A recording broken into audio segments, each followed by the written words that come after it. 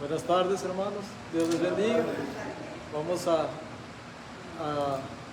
seguir, ¿verdad? Con lo que hemos de seguir, continuar adelante. Gracias a Dios por cada uno de ustedes que están presentes. Dios me los bendiga. Gracias por cada uno de ustedes. Bienvenida a mi hermana Liliana, que Dios le bendiga. Y vamos a darle gracias a Dios. Hacemos una oración, ¿verdad? Para darle gracias al Señor, porque Él es bueno, ¿verdad? Y para siempre es su misericordia. Vamos a orar dándole gracias por todo lo que Él nos ha dado. Oremos, hermanos. Padre, gracias te damos, Señor, por todas tus bendiciones, por todo lo que hemos recibido de ti, Padre, porque sé que tú eres nuestro proveedor, el que nos da lo que necesitamos, Señor. Tus promesas, Señor, son fieles y son verdaderas. Creemos, Señor, que tu palabra es verdad. Tu palabra, Señor, dice que busquemos primeramente el reino de Dios y su justicia, y que las demás cosas serán añadidas, Padre. Creyendo, Señor, oh Dios mío, sabiendo que tú velas, cuidas de cada uno de nosotros, cuidas de tu pueblo, tienes cuidado, Señor eterno. Y toda aflicción, Padre, que de alguna manera tenga, oh Señor, te lo ponemos en tus manos, te lo ponemos a ti, Señor, porque tú eres nuestro ayudador. Muchas gracias, Padre, por todo, Padre mío. En el nombre de Cristo Jesús te damos la gloria y la honra a ti. Gracias, Señor. Amén. Así dejamos el lugar al pastor, amén, en esta tarde. Gloria al Señor. Dios es bueno. Gloria a Cristo. Aleluya. Gloria al Señor. Gracias, hermano. Sí. Bienvenidos, hermanos, buenas tardes. Una vez más a Iglesia Cristiana Palabra de Vida. El servicio de hoy, día 1 de octubre del año 2022, vamos a tener un servicio diferente. El título de este servicio, nada más para que tengan una idea, es un número. No va a ser clase de matemáticas, aunque se va a parecer un poquito, pero el título del mensaje de hoy es 144,000. Así se llama. 144,000. Podríamos llamarle de otra manera. Podríamos llamarle el pueblo redimido de Dios o el pueblo elegido de Dios. Pero preferí tomar el título del número porque despierta la curiosidad más que otra cosa. Ustedes saben que en Apocalipsis se habla mucho de un número, ¿verdad? En este caso 144,000, y se hace una descripción de qué se trata, y lo vamos a ver el día de hoy. En 2 ocasiones se menciona ese mismo número, pero vamos a abundar en el concepto de ese número y a buscar la razón por la cual el apóstol Juan lo menciona en su libro de Revelaciones o Apocalipsis, en 2 de sus capítulos. Así que vamos a ver eso, pero antes vamos a orar para que el Señor nos dé sabiduría. Padre eterno, te damos gracias por tus bendiciones. Te damos gracias por la oportunidad de compartir este mensaje que es de tu palabra, Señor. Te pido, por favor, que abras los oídos de todos mis hermanos, de todos quienes escuchan este mensaje, para que tu palabra entre y haga vida dentro de ellos, Señor, en sus corazones. Que sea una semilla que germine y dé mucho fruto, para que seamos agradables a ti, Señor, para que podamos hacer tu voluntad y tu propósito. Te lo pido en el nombre de Jesús. Amén. Abran por favor sus Biblias en el libro de Apocalipsis o Revelaciones, que está al final de su Biblia. Es el último libro de su Biblia, en el capítulo 7, por favor.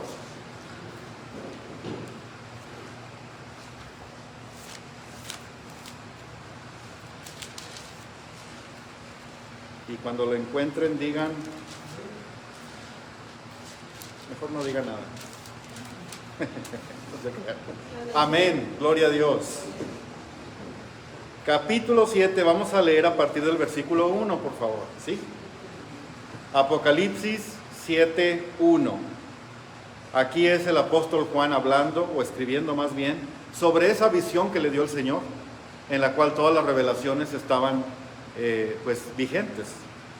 Dice aquí: después de esto vi a 4 ángeles en pie sobre los 4 ángulos de la tierra, que detenían los 4 vientos de la tierra, para que no soplase viento alguno sobre la tierra, ni sobre el mar, ni sobre ningún árbol. Vi también a otro ángel que subía de donde sale el sol y tenía el sello del Dios vivo. Y clamó a gran voz a los 4 ángeles, a quienes se les había dado el poder de hacer daño a la tierra y al mar, diciendo: no hagáis daño a la tierra, ni al mar, ni a los árboles, hasta que hayamos sellado en sus frentes a los siervos de nuestro Dios. Y oí el número de los sellados: 144,000 sellados de todas las tribus de los hijos de Israel. Hasta ahí vamos a llegar por esta ocasión. ¿Se imaginan ustedes? Para leer Apocalipsis se necesita mucha imaginación, hermanos. Cuando lean el libro de Apocalipsis les recomiendo que lo hagan en la noche, cuando ya haya pasado el día. Les recomiendo que hagan una oración para que el Espíritu Santo les dé la tranquilidad, la relajación, la paz que necesitan para poder asimilar todas estas ideas, porque son muchas en pocas palabras. Y a veces estamos buscando el significado de cada cosa y tratando de ver interpretaciones aquí y allá. Y francamente, hermanos, no es lo mejor. Cuando vemos un video de que dice algún pastor: pues es que los ángeles significa esto y los 4 ángulos de la tierra significa aquello, y en fin, estamos solamente atendiendo a interpretaciones. Estamos solamente escuchando lo que otras personas piensan que puede ser. Pero en realidad la Biblia no se debe leer así. La Biblia en general, no nada más Apocalipsis, se debe leer con una inspiración divina. Tú tienes que estar en predisposición a que el Señor te revele su mensaje directamente a ti cuando lo estás leyendo. Cuando tú lo lees, lo que tú entiendes al leer es lo que Dios te está alimentando, es lo que Dios te está dando, es lo que Dios quiere que tú sepas. Y por eso se llama Revelaciones o Apocalipsis, porque precisamente es así como se lo dio al apóstol Juan. Y Juan nos lo está dando a nosotros. ¿Se fijan qué maravilloso? Así que eso es lo importante, hermanos. Vamos a tomar en consideración cuando leamos Apocalipsis una actitud serena, pacífica, donde no haya distracciones, una actitud en la que tú estás dispuesto o dispuesta a escuchar la voz de Dios cuando lees su palabra. Amén. Así que vamos por partes. Habla de 4 ángeles en pie sobre los 4 ángulos de la tierra. Mucha gente se apoya en este versículo para decir que la tierra es plana. Y hermanos, lamento informarles que no es plana. Hay demasiadas evidencias que dicen que no lo es. Muchas más de las que dicen que lo es. Aquí a lo único que se refiere es a que de todas partes, es una alegoría. Está hablando de una forma figurativa. Está hablando de una forma que hace uso de la creatividad, hace uso de la imaginación para que nos ubiquemos en lo que el Señor nos quiere decir. Y por eso vamos a ver cuál es la interpretación en un momento dado que el pueblo de Israel podía tener al leer esta palabra, porque a final de cuentas estaba dirigida a ellos. ¿Se fijan? Dice aquí 4 ángulos de la tierra, quiere decir de todas partes, eso es lo que quiere decir, ¿sí? Que detenían los 4 vientos de la tierra, los 4 vientos. Sabemos que al menos en el contexto de los navegantes y de los geógrafos y la gente que se dedica a estudiar esas cosas, los que estudian los huracanes, los que estudian diferentes fenómenos naturales, siempre toman en cuenta al viento y la dirección del viento.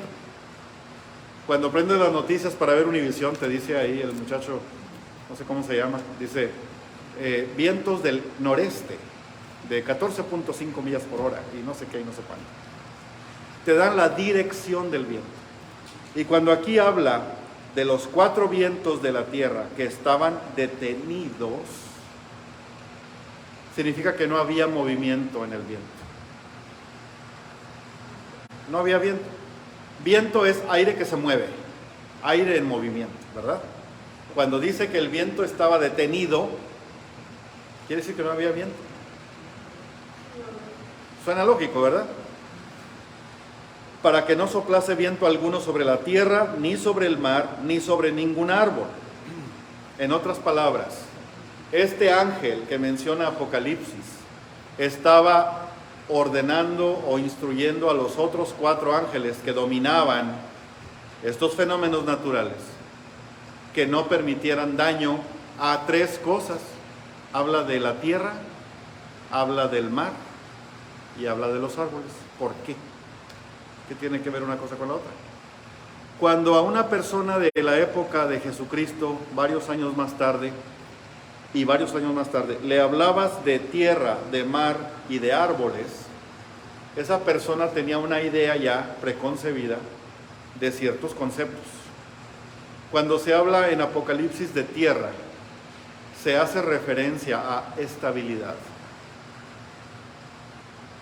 Se quiere decir aquí a lo estable, lo estático. Los lugares, por ejemplo, las rocas, los edificios, las casas, las cosas que no se mueven, las cosas que están fijas, las montañas, los caminos, los arroyos, eso es la tierra. Cuando habla del mar, es lo contrario, está hablando de inestabilidad. El mar se mueve. El mar se mueve, es agua en movimiento. El oleaje hace que se muevan los barcos, hace que la gente pueda nadar. El oleaje es movimiento, es inestabilidad. No puedes hablar de estabilidad cuando hablas de mar. Bueno, a menos que tengas un barco muy bonito y súper moderno y con todas las características que le impidan hundirse, etc. Pero hasta el Titanic se hundió y era todo eso. Cuando habla de mar, la Biblia, en este caso se refiere a inestabilidad. ¿Sí? Cuando escuchemos esta palabra, cuando la leamos al estar aquí en Apocalipsis, vamos a tomar en cuenta todo aquello que no es constante, todo aquello que tiene movimiento, todo aquello que tiene cambio. ¿Sí? Y podríamos hablar de lo que te rodea, de la sociedad, de la conducta de la gente, podríamos hablar de las tendencias, de la moda, podríamos hablar de todo lo que te rodea, está siempre cambiando. Los gobiernos, los países, las naciones están cambiando. Tu propia familia está cambiando. Eso es el mal. Pero también habla de algo más, árboles. ¿Por qué dice árboles y no dice osos? ¿Por qué no dice camellos? ¿Por qué no dice otra cosa? ¿Por qué no dice plantas? ¿Por qué no dice vegetación? Dice árboles. El árbol tiene un símbolo en Israel. El árbol significa persona, un ser humano, un hombre, que es fuerte, sólido, estable, que resiste los vientos y que no se mueve de donde está. Eso es el árbol. Se refiere a la gente que está firme espiritualmente. A eso se refiere. Nosotros como cristianos debemos ser árboles. Debemos estar plantados firmes. ¿Qué dice el Salmo 1? ¿Se acuerdan? ¿Se acuerdan del Salmo 1? ¿Qué dice? Bienaventurado el varón que no anduvo en consejo de malos, ni en silla de escarnecedores se ha sentado, sino que en la ley del Señor, en la ley de Jehová, está su delicia. Será como árbol plantado junto a corrientes de aguas. Y todo lo demás que dice el Salmo tan hermoso es precisamente a lo que se refiere este árbol del que habla la Biblia. Fíjate lo que dice: no les hagas daño ni a la tierra, ni a los mares, ni a los árboles. Pero fíjense que no siempre va a ser así. Vi también a otro ángel que subía de donde sale el sol y tenía el sello del Dios vivo. El sello del Dios vivo. El sello era un artefacto de fierro en aquel entonces. Era un artefacto de fierro que tenía un símbolo hecho de fierro, de fundición, que lo que hacían era ponerlo a las brasas para que se encendiera el rojo vivo. Y con ese poder marcar sobres, ponían ahí un pedazo de laca, plástico, bueno, era como plástico, una resina. Y se formaba la imagen del sello que tenía. Los reyes tenían un sello. Y de esa forma sabían que ese papel, ese documento venía de ese rey o de esa persona que era dueña del sello. Era como una especie de moneda que tenía un símbolo que solamente podía usar la persona que era dueña de él. La ponían a calentar, lo ponían en la resina y con eso sellaban el rollo donde estaba lo escrito para que solamente la persona que podía leerlo lo pudiera abrir. Nadie más podía. Y si lo recibía abierto, entonces ya no era para él, era como si no hubiera recibido nada. Pero ese sello, también había otros tipos de sellos. Había sellos para marcar el ganado, como hasta ahora todavía se usa, de que queman el fierro, así al rojo vivo también, y se lo ponen en la pierna al animal para marcarle el símbolo del dueño del animal. De esa manera los pueden identificar. Así que pensemos en eso cuando leamos sello aquí en Apocalipsis capítulo 7, ¿ok? Dice: tenía el sello del Dios vivo y clamó a gran voz a los 4 ángeles a quienes se les había dado el poder de hacer daño a la tierra y al mar, diciendo: no hagáis daño a la tierra, ni al mar, ni a los árboles, hasta que hayamos sellado en sus frentes a los siervos de nuestro Dios. Tenía que pasar algo importante. Tenía que ocurrir algo para que pudieran ellos desatar esa ira y empezar a hacer daño a todo esto, a todo el mundo. ¿Ya se dan cuenta? Tenían primero que sellar a algunas personas. Se entiende aquí que son personas, ¿verdad? Para poderlas identificar, para que no fueran a ser confundidas con el resto de la gente. Esas personas iban a ser apartadas para una misión especial. Iban a ser apartadas, separadas, protegidas para una encomienda especial del Señor. ¿Y qué más dice? Y oí el número de los sellados: 144,000 sellados de todas las tribus de los hijos de Israel. Sigamos leyendo. De la tribu de Judá, 12,000 sellados. De la tribu de Rubén, 12,000 sellados. De la tribu de Gad, 12,000 sellados. De la tribu de Aser, 12,000 sellados. De la tribu de Neftalí, 12,000 sellados. De la tribu de Manasés, 12,000 sellados. De la tribu de Leví, 12,000 sellados. De la tribu de Isaacar, 12,000 sellados. De la tribu de Zabulón, 12,000 sellados. De la tribu de José, 12,000 sellados. De la tribu de Benjamín, 12,000 sellados. ¿Quiénes eran estos?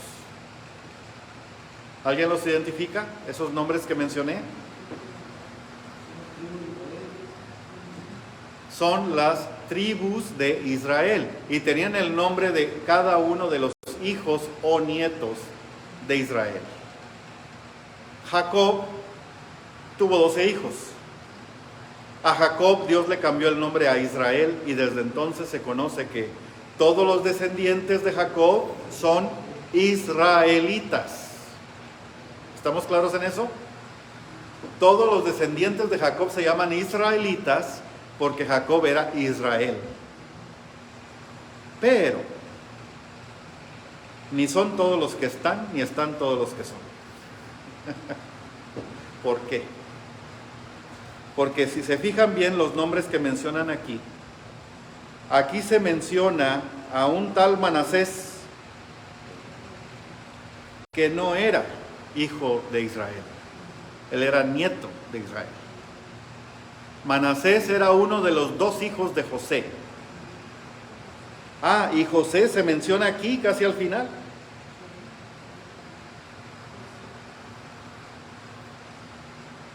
Están en el orden en el que nacieron, según tengo entendido. Rubén fue el primero. ¿Sí? Bueno, perdón. Judá no fue el primero y aparece primero. Pero hay una cosa interesante. El orden en el que se mencionan en Apocalipsis tiene mucho que ver con un evento que ocurrió miles de años antes.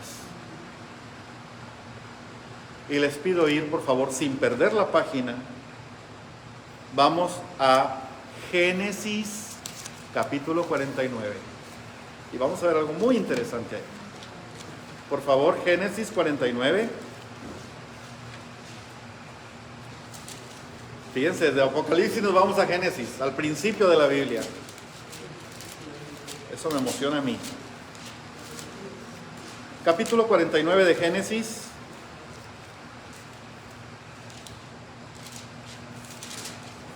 En esa ocasión, en 49 de Génesis, Jacob o Israel ya está muy grande de edad, ya está a punto de morir. Él ya sabe que va a morir pronto. Así que, como se acostumbraba en aquel entonces, él le da su bendición a cada uno de sus hijos. A cada uno le dice algo. Es como profetizarles lo que les espera para el futuro a cada uno.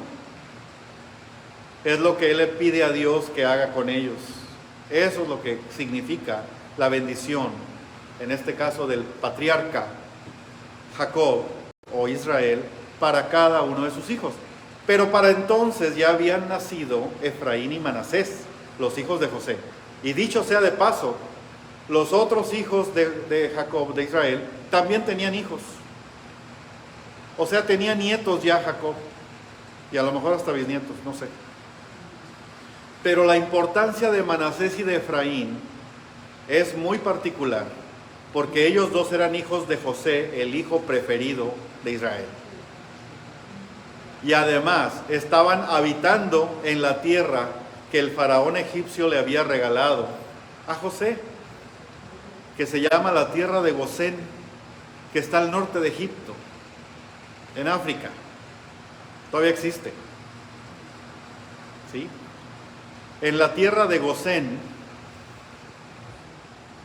habitaba toda la nación de Israel, porque ellos emigraron desde Hebrón, desde donde estaba Jacob con su familia, Padán Aram, y fueron caminando hasta llegar a Egipto, porque había una escasez tremenda de alimento. Y cuando fueron reconocidos más bien por José, y cuando él se descubrió ante ellos y les dijo: yo soy José tu hijo, entonces él, como una cosa especial, les permitió vivir con él en la tierra de Gosén. Y para entonces Jacob les dio una bendición especial a Efraín y a Manasés, los hijos de José. Pero había algo interesante aquí que notar, hermanos. José se había casado con una egipcia, una mujer que cuando la conoció José no creía en Dios. De hecho, algunos documentos dicen que ella era profetisa de la diosa Isis. una diosa egipcia, de la mitología egipcia. Fue un cambio, obviamente ella cambió, ella se convirtió al Dios de los hebreos una vez que se desposó con José. Y pues tuvo esos dos hijos, Efraín y Manasés, que vivían en Egipto. Imagínense ustedes, como si fueran los hijos del gobernador o los hijos del presidente, ¿verdad? Acostumbrados a lo mejor, si bien ellos sabían que tenían sangre judía, y alcanzaron la bendición de Israel. ¿Sí? Por eso están incluidos en la lista. Sin embargo, solamente se menciona a Manasés, no se menciona a Efraín. En lugar de Efraín se menciona a José. Pero bueno, vamos al 49 y vamos a leer a partir del versículo 16. Aquí está hablando Jacob a cada uno de sus hijos, pero en particular hay uno al que le dice algo interesante. Versículo 16, habla con uno de sus hijos llamado Dan. ¿Se fijan? Dan. Dan en el idioma arameo antiguo significaba justicia o juicio también, juicio o justicia. Juez, también se usaba la palabra Dan para juez. De hecho, el nombre Daniel, ¿se han oído hablar de Daniel? El profeta Daniel significa Dios es mi juez. Y Dan, la razón que su madre, bueno, de hecho no era su madre exactamente, era Raquel, porque Raquel no podía tener hijos en ese momento. Así que Raquel usó a su sierva Bila para que Israel tuviera hijos con ella, como si fueran de Raquel. Y pues bueno, no voy a ponerme a hablar de eso, pero sí, Dan fue el primer hijo de Bila, la sierva de Raquel. Y dijo Raquel que Dios le había hecho justicia. Y por eso le puso Dan. Pero eso no viene aquí en 49, eso viene antes. Dice aquí, Dan juzgará a su pueblo, su propio padre le está diciendo eso, como una de las tribus de Israel. Será Dan serpiente junto al camino, víbora junto a la senda, que muerde los talones del caballo y hace caer hacia atrás al jinete. Yo no sé qué pensaría si mi papá me diera esta bendición a mí. Si me dijera que yo iba a hacer algo así.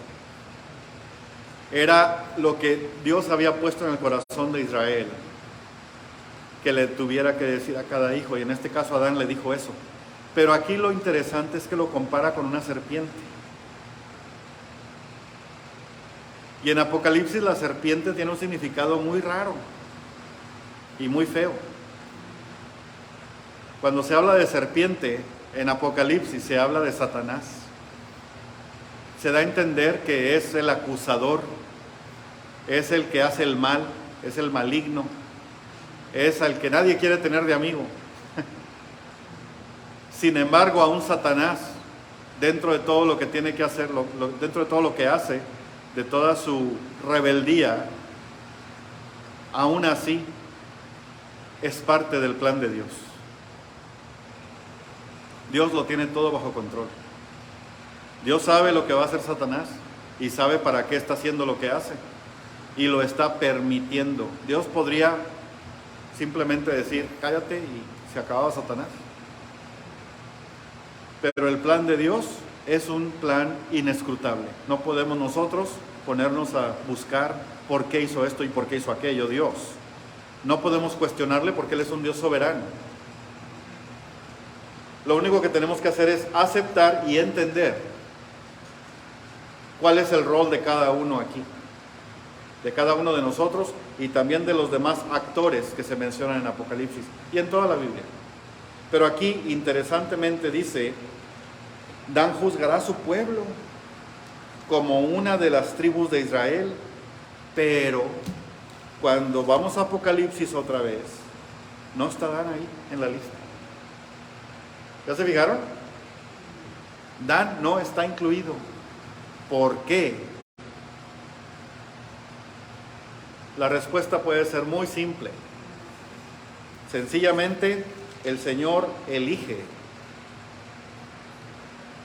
a aquellos que van a hacer el plan que Él tiene para esa época de tribulación de la que habla el resto de Apocalipsis. ¿Sí? Ahora, otra cosa interesante. El número 144,000 también es un número simbólico. No quiere decir que son exactamente 12,000 de cada tribu y son 12 tribus. Tienen que ser 12 tribus. 12 por 12, 144. Por eso les dije que iba a haber matemáticas hoy. Así que si no les gustan las matemáticas, lo siento mucho. 12 por 12, 144. 12 por 12,000, 144,000. Por eso son 144,000 los que se mencionan. Porque se habla de 12,000 de cada tribu, pero son 12 tribus.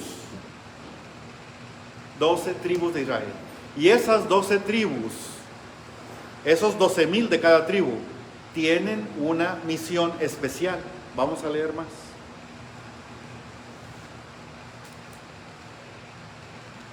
Versículo 9. Después de esto miré, y he aquí una gran multitud, la cual nadie podía contar, de todas naciones y tribus y pueblos y lenguas. Dios te bendiga, hermano. Que estaban delante del trono y en la presencia del Cordero, vestidos de ropas blancas y con palmas en las manos, y clamaban a gran voz diciendo: la salvación pertenece a nuestro Dios, que está sentado en el trono y al Cordero. Y todos los ángeles, ¿cuáles ángeles? Todos los ángeles estaban en pie alrededor del trono y de los ancianos y de los 4 seres vivientes, y se postraron sobre sus rostros delante del trono y adoraron a Dios diciendo: amén. La bendición y la gloria y la sabiduría y la acción de gracias y la honra y el poder y la fortaleza sean a nuestro Dios por los siglos de los siglos. Amén. Sigamos leyendo porque es muy importante. Versículo 13. Entonces uno de los ancianos habló diciéndome: estos que están vestidos de ropas blancas, ¿quiénes son y de dónde han venido? Yo le dije, o sea Juan: Señor, tú lo sabes. Y él me dijo: estos son los que han salido de la gran tribulación y han lavado sus ropas y las han emblanquecido en la sangre del Cordero. Por esto están delante del trono de Dios y le sirven día y noche en su templo. Y el que está sentado sobre el trono extenderá su tabernáculo sobre ellos. Ya no tendrán hambre ni sed, y el sol no caerá más sobre ellos, ni calor alguno, porque el Cordero que está en medio del trono los pastoreará y los guiará a fuentes de aguas de vida, y Dios enjugará toda lágrima de los ojos de ellos. Pero momentito, no se me confundan. Estos que dicen aquí que son una multitud, no son los 144,000. Cuidado. Y por eso lo quise leer. Estamos hablando de dos visiones diferentes. Juan ve el número de los redimidos. Como dice, alabaré, alabaré. Juan vio el número de los redimidos. Y todos alababan al Señor. Cuidado. Aquí Juan ve a los 144,000 personas que iban a recibir el sello de Dios, y sabía, porque oyó, dice aquí que oyó, que iban a ser 144,000 y que eran 12,000 de cada tribu de Israel. Y aquí enlista las tribus. Él oyó a los ángeles hablando y haciendo el plan, haciendo la lista. ¿Cuántos de cada tribu? Pero otra vez, ese número es un símbolo. Puede que no sean 12,000. Puede que sean 12 millones. Puede que sea 1 millón. puede que sean nada más 4 o 5. La razón del número la voy a explicar más adelante, pero hay una razón detrás del número. No es el número exacto, no se refiere a 12,000 personas, cuéntalas 1, 2, 3 hasta el 12,000. No se refiere a eso. Apocalipsis usa mucho la alegoría y es por eso que es fácil confundirse. Y hay gente que lo toma literal. Y hermanos, no debe ser literal. Por favor, no se vayan con la idea. ¿Sí? Aquí Juan habla de los 144,000 personas que iban a ser selladas, pero luego dijo, después de esto miré, después de esto, después de los 144,000. Ah, sí, ya sé quiénes son. Ok, ya tengo la lista. Ok, bye. Después de esto miré, y he aquí una gran multitud, la cual nadie podía contar. Ah, entonces no eran los 144,000, eran otros, porque esos nadie los podía contar, eran más. Amén. ¿Vamos bien ahora? De todas naciones y tribus y pueblos y lenguas que estaban delante del trono y en la presencia del Cordero, vestidos de ropas blancas y con palmas en las manos, etcétera, etcétera, etcétera. Es otro grupo, otra gente. Y fíjense lo que estaban haciendo. Lo primero que dice aquí es que eran muchos, de todas las naciones. Cuando habla de naciones, la Biblia aquí en Apocalipsis se refiere a grupos étnicos. Por ejemplo, los árabes, ¿sí? Los sirios, los afganos, los rusos, los asirios, los descendientes de aquellos pueblos antiguos. Esos son los grupos étnicos, los que viven en el Kurdistán, los kurdos, ¿verdad? Los de Azerbaiyán, los de allá de Europa del Este, o los de Irán e Irak, que descienden de los persas y los otros de los árabes. Y así están. O sea, se refiere a naciones, por decir grupos étnicos, ¿sí? Grupos étnicos. Los judíos, por ejemplo, es un grupo étnico, ¿sí? Tienen su propia lengua, su propia religión, sus propias costumbres culturales y habitan en sus propias regiones, ¿verdad? Eso es característico de un grupo étnico. Es una nación, la nación judía. Ahora hablamos de la nación de Israel, que es más grande que el pueblo judío. No son solamente judíos. Hay gente que viene de otros lugares que son adoptados como judíos. Y están habitando en Israel y son ciudadanos de Israel. Según los judíos, judío es aquel que nace de madre judía.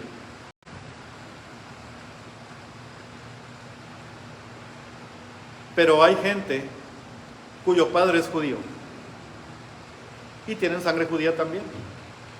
Pero según los judíos ortodoxos, según los judíos, digamos, como decimos nosotros, los judíos originales o de hueso colorado, o la gente que está muy centrada y muy aferrada y arraigada en su origen, la gente nacionalista del grupo étnico judío, ellos tienen bien definido su genealogía, de quién viene cada quien.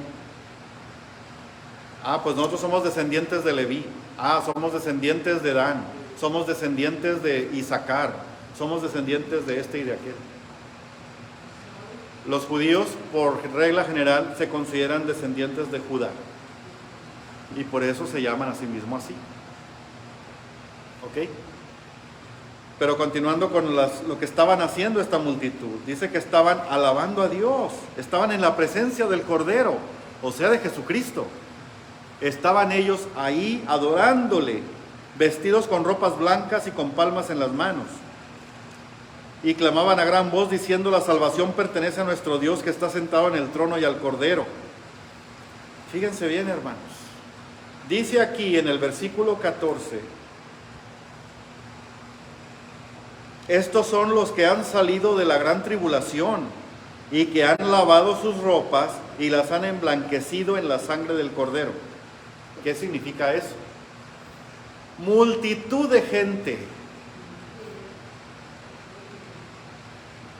que salió de la gran tribulación y que fueron perdonados en sus pecados, porque ellos le creyeron a Jesucristo, porque ellos fueron y vieron que el Cordero de Dios quita el pecado del mundo.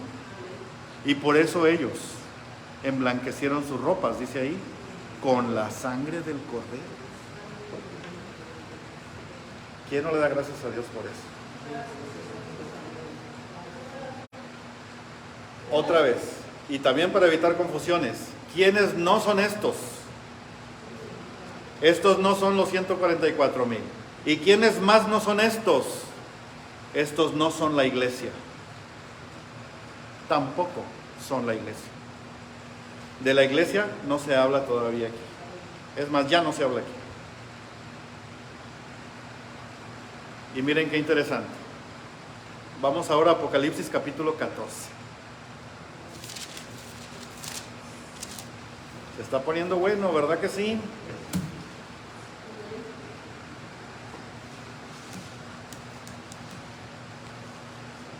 Apocalipsis capítulo 14, versículo 1.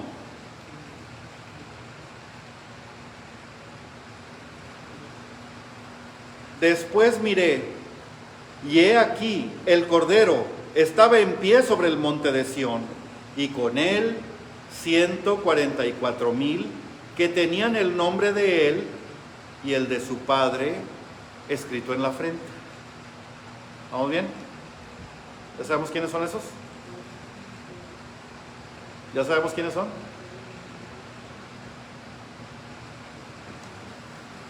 Posiblemente, ¿verdad? Y oí una voz del cielo, como estruendo de muchas aguas y como sonido de un gran trueno. Y la voz que oí era como de arpistas que tocaban sus arpas.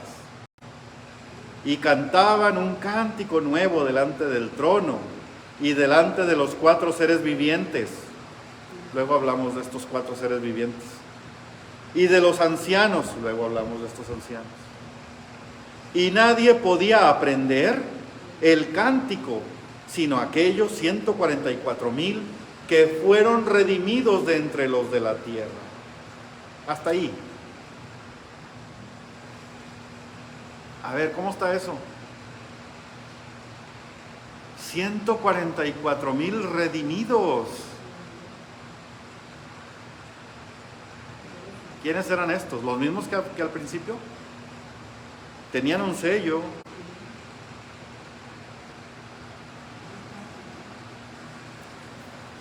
Estos son los que no se contaminaron con mujeres, pues son vírgenes. Estos son los que siguen al Cordero por donde quiera que va. Estos fueron redimidos de entre los hombres, como primicias para Dios y para el Cordero.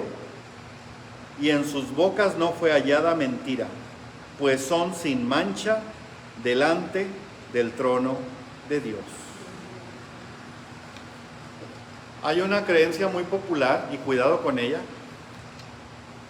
de que los 144,000 que menciona la palabra en Apocalipsis 7 o en Apocalipsis 14 eran evangelizadores, eran predicadores, eran gente que de repente el Espíritu los movió para que se pusieran a predicar la palabra.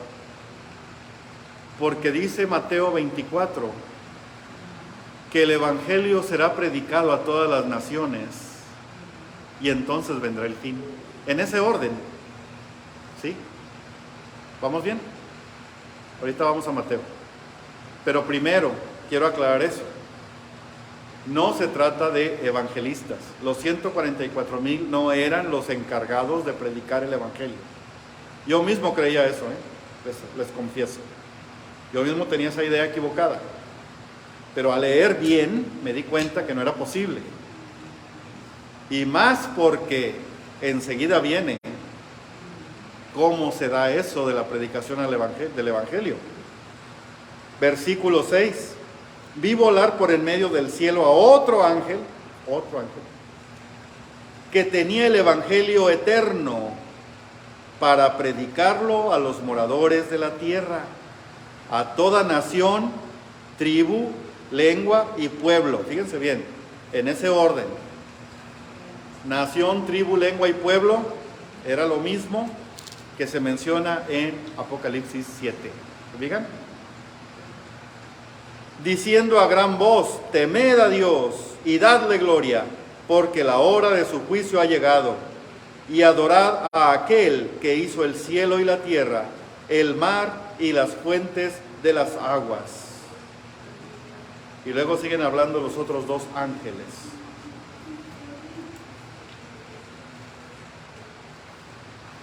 Hermanos, mucho simbolismo aquí, por eso es tan difícil interpretar este pasaje y por eso hay tantas diferentes interpretaciones.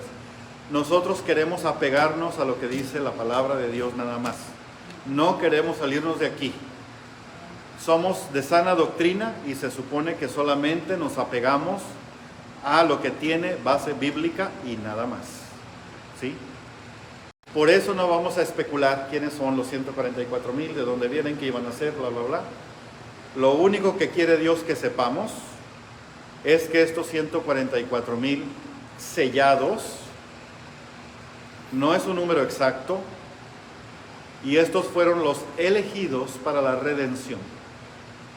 Estos 144,000 que veíamos en Apocalipsis 7 eran judíos y lo sabemos porque dice que venían de Israel. 144,000 judíos que por el hecho de haber sido escogidos y sellados tienen el derecho a estar en la presencia de Dios por toda la eternidad. Amén. No todo el pueblo judío va a entrar a esa situación. ¿Por qué? Porque hay mucha apostasía, hermanos. Hay mucha apostasía. Ya no estoy hablando ni siquiera de la iglesia. Estoy hablando del pueblo judío, del pueblo de Israel, el pueblo escogido de Dios, el pueblo amado de Dios. Y Dios siempre cumple sus promesas. Él dejó de hablarle a las iglesias para enfocarse en su pueblo, Israel. Y es aquí donde vamos a Mateo, por favor. Vamos a Mateo, capítulo 24. No pierdan ahí el Apocalipsis, si pueden. Mateo 24. Acuérdense que el capítulo 24 de Mateo nos habla de los tiempos finales. ¿Sí? Mateo 24. Vamos a ver los versículos en particular que nos ocupan hoy.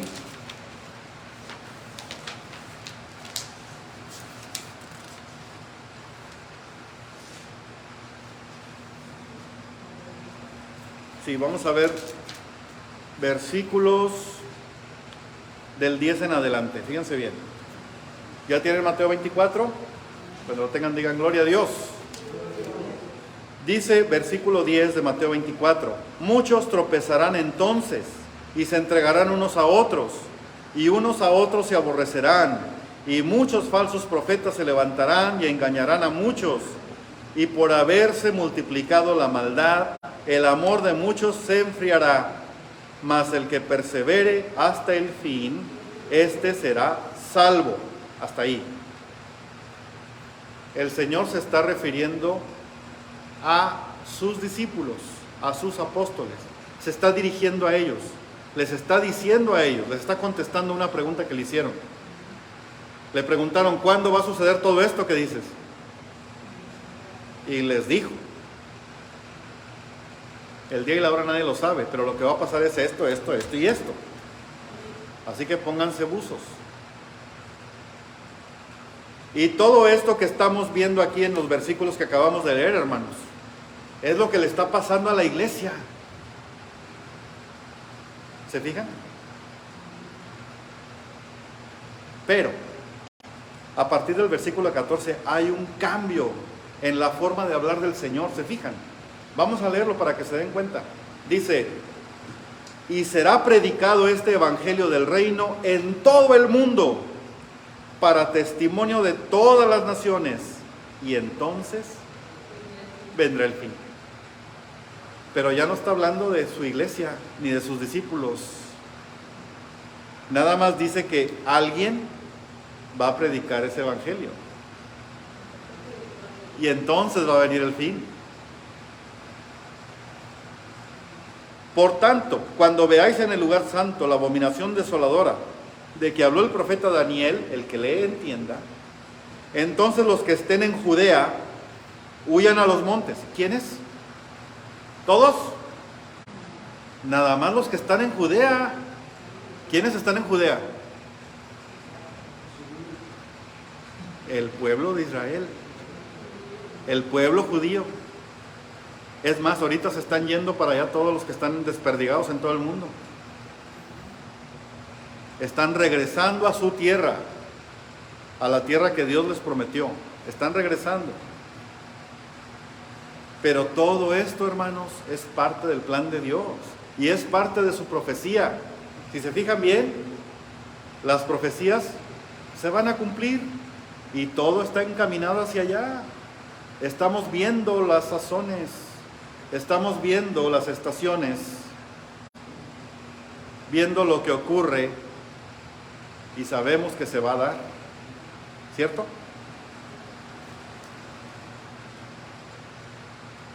Y luego ya empieza a hablar: el que esté en la azotea no descienda para tomar algo de su casa, y el que esté en el campo no vuelva atrás para tomar su capa, mas ay de las que estén encintas y de las que críen en aquellos días. Orad pues que vuestra huida no sea en invierno ni en día de reposo, porque habrá entonces gran tribulación, cual no la ha habido desde el principio del mundo hasta ahora, ni la habrá, etcétera, etcétera. Lo hemos leído muchas veces. También hay que aclarar que cuando habla la Biblia de tribulación, no habla del mismo evento siempre. El Señor habla de gran tribulación, la gran tribulación, ¿sí? De un evento que según quienes están, es quienes lo van a sufrir. Nosotros creemos que al menos gran parte de la iglesia no va a pasar por ese periodo, pero hay parte que sí. El que persevere hasta el fin será salvo, pero el que no persevere hasta el fin, ¿qué? Ahora, esos 144,000 escogidos que van a ser sellados, esas personas son de origen judío. Ellos no son la iglesia. Ellos no son la iglesia. Pero van a estar en la Nueva Jerusalén, en la ciudad celestial, donde esperamos estar todos los que aspiramos a la vida eterna con el Señor. Ahí vamos a estar. Queremos estar ahí. Y vamos a hacer todo lo que esté de nuestra parte para estar ahí. ¿Cierto? Gloria al Señor. Volviendo a Apocalipsis 14. Lo que quería que vieran, hermanos, es cómo el Señor cambia de forma de hablar. Primero habla de que persevera hasta el fin, vas a ser salvo. Y luego que el Evangelio va a ser predicado. Pero no dice por quién. En Apocalipsis dice que este ángel, en capítulo 14, versículo 6, que este ángel tiene el evangelio eterno para predicarlo a los moradores de la tierra, a toda nación, tribu, lengua y pueblo. ¿Ok? ¿Vamos bien, hermanos? ¿O ya se me confundieron más? ¿Estamos entendiendo esto, hermanos? Hay algo interesante aquí. Cuando hablamos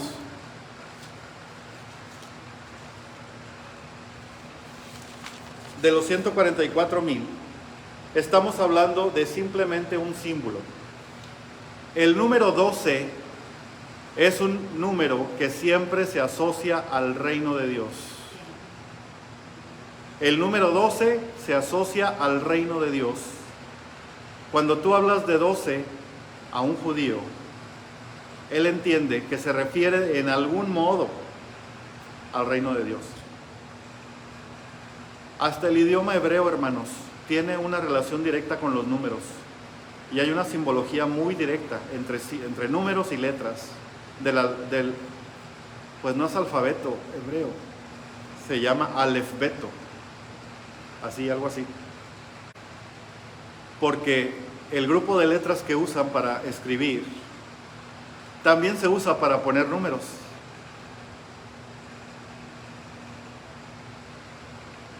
Suena interesante, ¿verdad? Así que ellos siempre, pues no digo juegan con eso, pero asocian mucho letras, palabras y números. Y yo creo que por eso hay mensajes demasiado profundos que solamente ciertas personas pueden entender a la primera vez que lo leen. Y cuando habla de 144,000, está hablando de 12,000 personas, 12,000 seleccionados que forman parte de un grupo de 12 que vienen siendo parte del reino de Dios. Así que cada vez que veas 144,000 en Apocalipsis 7 o 14, vas a entender que esas personas, porque son humanos, no son ángeles, no son demonios ni espíritus, son humanos, están destinados a formar parte del reino de los cielos. Los primeros 144,000 de los que hablamos en el capítulo 7 son Israel. Son de Israel. Ellos fueron seleccionados de ahí.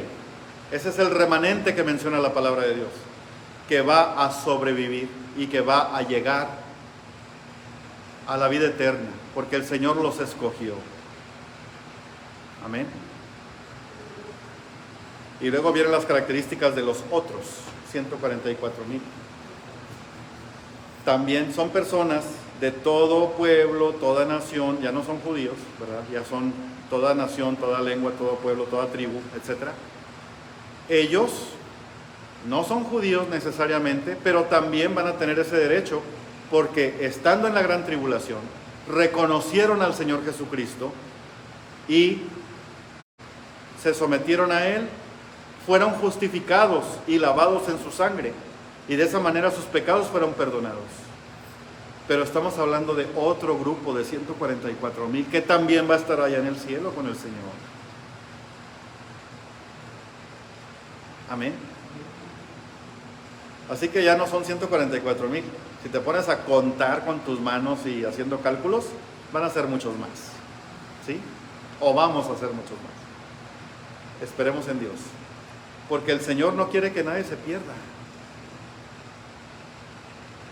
sino que crea en el Señor Jesucristo tenga vida eterna. Y Él nos está dando esa oportunidad a todos. La abrió no solamente a los judíos, sino también a los gentiles. Tenemos que tener eso en cuenta, hermanos. Tenemos que recordarlo y asumirlo, porque el Señor lo tiene en su plan. Para resumir nada más, les quiero mencionar que los 144,000 que se mencionan en el capítulo 14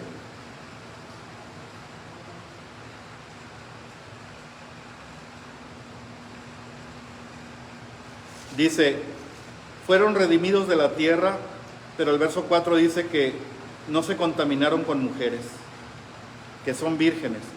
No se refiere a que no tuvieron relaciones físicas con una mujer, no se refiere a eso. Se refiere a que ellos se mantuvieron firmes en su convicción de Jesucristo. A eso se refiere, ¿sí? Se refiere a que ellos no se contaminaron con doctrinas diferentes, no se contaminaron con creencias diferentes. Ellos fueron firmes todo el tiempo, estuvieron firmes todo el tiempo en su convicción cristiana. Sean judíos o no hayan sido judíos, ellos creyeron en el Señor Jesucristo. Y por esa razón se les considera vírgenes. Se menciona así en la palabra. ¿Ok? Y la otra aclaración que quería hacer es que la actitud en la que son encontradas las personas que pasando por la prueba, por la gran tribulación, o la gran prueba, como la quieren llamar, son personas que a pesar de eso y de mantenerse firmes en su fe, rechazaron las tretas del anticristo, no permitieron que les pusiera ninguna señal que los identificara como seguidores alguien que no fuera nuestro Señor Jesucristo. Y sobrevivieron.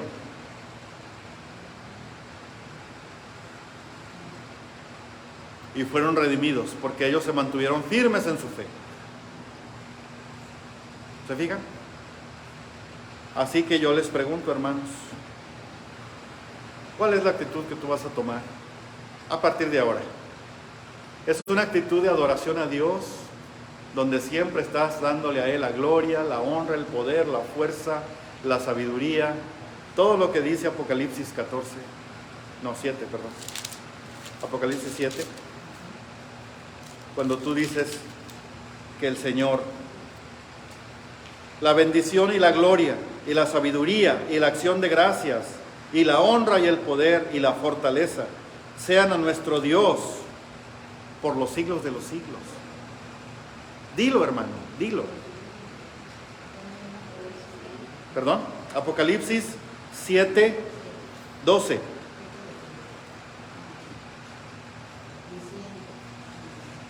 Qué hermoso sería, hermanos, que terminemos nuestra oración del día diciendo esto: la bendición y la gloria y la sabiduría y la acción de gracias y la honra y el poder y la fortaleza sean a nuestro Dios por los siglos de los siglos. Amén. Y ellos lo decían sin cesar, hermanos. Ya habían sido sacados de la tierra. Tal vez perecieron, tal vez sucumbieron físicamente, pero su espíritu estaba intacto. ¿Se fijan? Así nos debemos encontrar nosotros. Siempre orando, siempre agradecidos con el Señor, siempre exaltándole a Él en su magnificencia, siempre dándole a Él la gloria y la honra y el poder, porque solamente son de Él. Toda la alabanza es para Él. El Señor es nuestro Padre Celestial y no hay nada que pueda contra Él, ni tampoco hay nada que pueda quitar el amor que Él nos tiene. ¿Se dan cuenta? Así que démosle gracias a Dios por ese don, por ese privilegio que nos ha dado. Vamos a orar. Padre de misericordia, te queremos dar las gracias una vez más, Señor, porque tú eres grande y poderoso, porque tú eres misericordioso con todos nosotros. Te queremos dar las gracias, Señor, porque tú nos has fortalecido, porque tú estás detrás de nosotros, tú estás a nuestro lado. Como dice tu salmo, Señor, ¿a quién tengo yo en los cielos sino a ti? Y fuera de ti, nada deseo en la tierra. Mi carne desfallece.